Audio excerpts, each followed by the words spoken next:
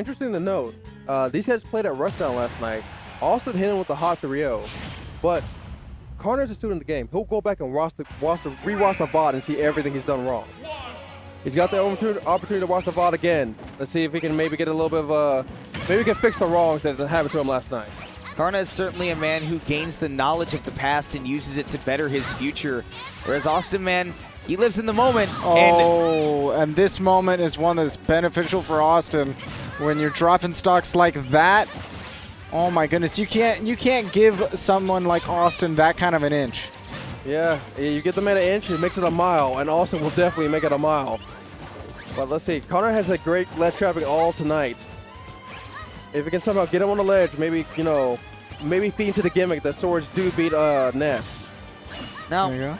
I think personally the key to this match going forward is how Awestin keeps Karna in a corner. Is he going to let him get out of there and challenge him back on stage? Because so far, Austin's been doing a good job of keeping Karna in the corner, and when he does get to center, Karna overcommits to try to compensate for that, and all of a sudden it's back in Austin's favor. Austin's recoveries, the fact that air dodge is so potent is huge in sword matchups. It's so ridiculous, too, because he didn't have the S-Smash 4 at all. At all. Not even close. And now really he's got great timing mix-up as well on the recovery. It's hard for Awestin to get pinned down.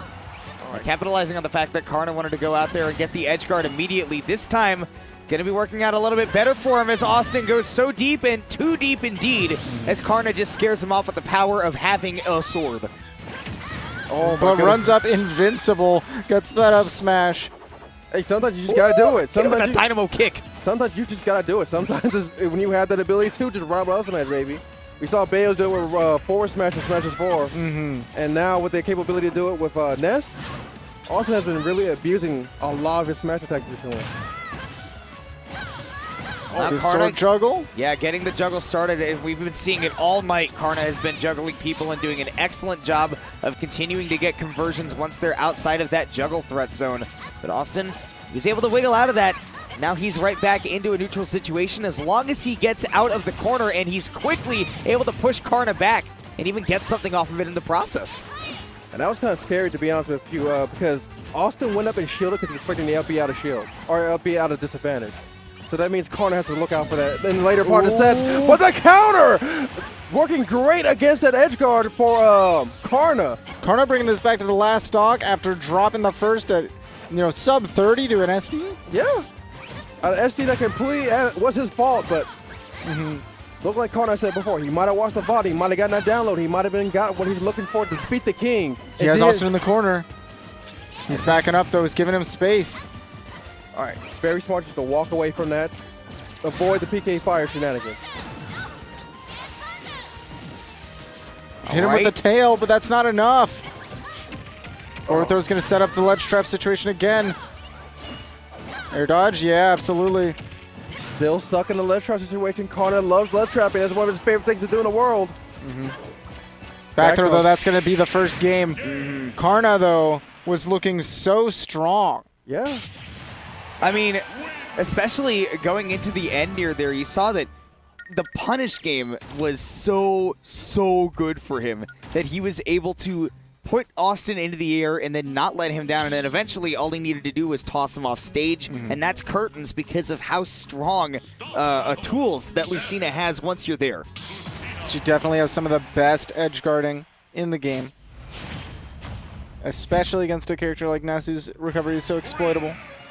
So exploitable, but I mean, Karna has not been able to completely exploit it just yet.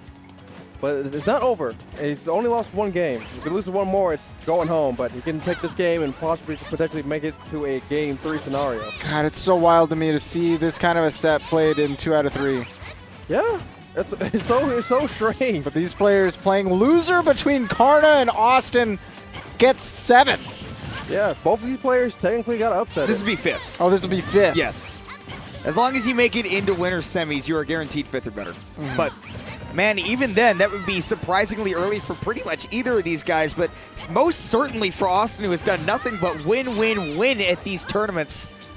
And Karna is looking to just continue to move along and say, hey, I can make this comeback here in this game, and I can prove to you that I am still at the highest level of the game. And the peak right now is looking pretty high as he once again continues to just toss Awestin between each corner of the stage. Awestin doing such a good job of covering his recoveries, though. Yeah, his anti-edge guard tech, it seems to be phenomenal. The forward air has been doing great for him, and now used to the PK fire and everything off stage. Karna having a little bit of trouble finding that way to close out the stock. Getting that juggle on Awestin could be big, but love the mix-up there with the Psy Magnet. As now Awestin has found a way to sort of disrupt Karna. I think that's the big thing, is that he has been tripping up Karna by just disrupting the timing more than anything, rather than pulling out anything crazy. But speaking of pulling out crazy, he just gets him off the ledge and does what he does best. Punish that ledge regrab with a down air. Karna getting real aggressive at the ledge. I said one stock can lead to several stocks for Awestin. I mean, if you regrab the ledge, that might have been the curse that you put on yourself right there. Look at this. Awestin just somehow with new momentum under him. Karna was doing amazingly well in the beginning part of this game, and now look at Awestin. He's got a full lead on him, 40%, even 50 at this point now too. Awestin went for the no mix-up there, did the exact same recovery attempt to disrupt on Karna there at the ledge. Did the PK Thunder into the jump forward or off stage, and the no mix-up didn't work there, but eventually works out in his favor because Karna overcommits on that landing. Let's see what Karna's able to do here. I mean, he's at 80%. That's not the worst thing in the world, but it is when you're picking the wrong option like Karna is. We all know what that double up air means, man. All right, okay, great turnaround grab.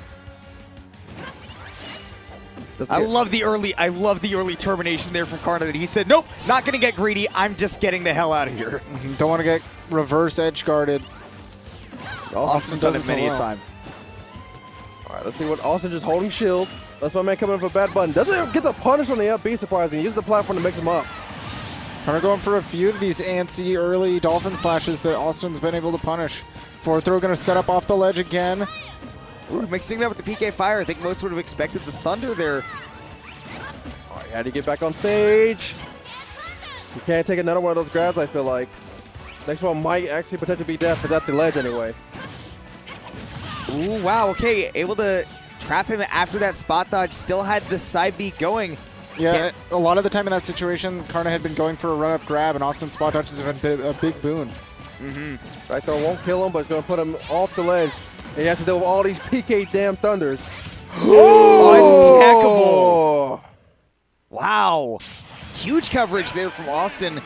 Able to get Karna off stage, which is sort of, ironic considering how normally that match goes, as you would have the Lucina edge guarding the Ness. But, I mean, that ended up not being the story. I feel like overall, we saw a whole lot of, Awestin whiffing a lot of moves safely, getting a really good understanding of where Lucina's threat zone is, right? And Karna, on the other hand, was just whiffing a lot of moves. He really wanted to get that one connection so that he could put Awestin in the corner and then start setting up those baits that he loves so much. And because he was whiffing unsafely, that's where Awestin was getting those openings and getting those stocks.